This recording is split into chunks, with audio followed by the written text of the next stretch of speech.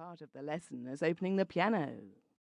But this morning, instead of taking it up, instead of tucking it into her belt while she leant over Mary and said, "Thank you, Mary, how very nice," turn to page 32.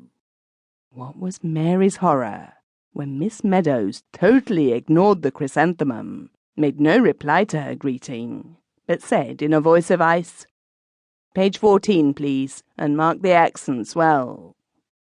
Staggering moment. Mary blushed until the tears stood in her eyes. But Miss Meadows was gone back to the music stand. Her voice rang through the music hall. "Page 14. We will begin with page 14. A lament. Now, girls, you ought to know it by this time. We shall take it all together, not in parts, all together, and without expression. Sing it, though, quite simply, beating the time with the left hand." She raised the baton. She tapped the music stand twice. Down came Mary on the opening chord. Down came all those left hands, beating the air, and in chimed those young, mournful voices. "Fast are too fast fade the roses of pleasure, soon autumn yields unto winter drear. Fleetly, fleetly, music's gay measure passes away from the listening ear." Good heavens! What could be more tragic than that lament? Every note was a sigh, a sob, a groan of awful mournfulness. Miss Meadows lifted her arms in the white gown and began conducting with both hands.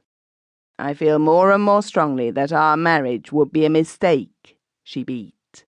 And the voices cried, "Fleetly, fleetly."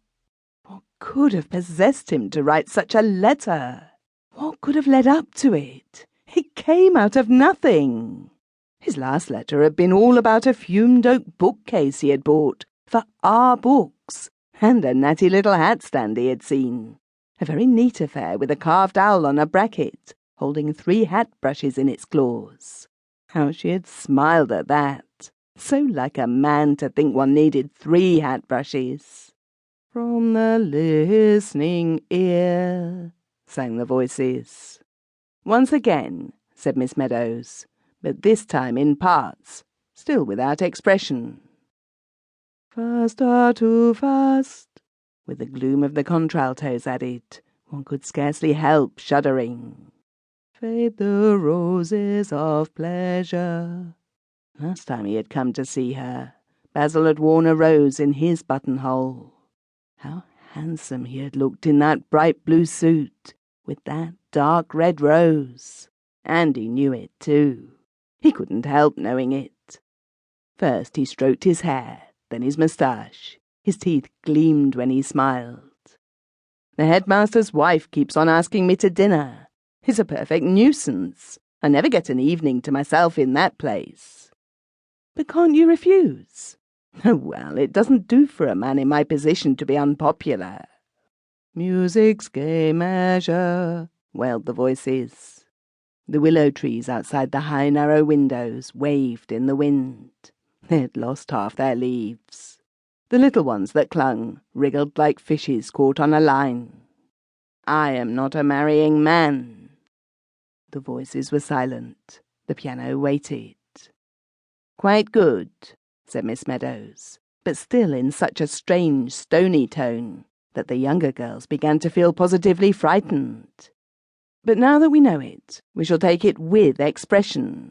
As much expression as you can put into it. Think of the words, girls. Use your imaginations." "Fast are too fast," cried Miss Meadows. "That ought to break out. A loud, strong forte. A lament. And then in the second line, winter drear. Make that drear sound as if a cold wind were blowing through it. Drear," said she so awfully that Mary Beasley on the music stool wriggled her spine. The third line should be one crescendo.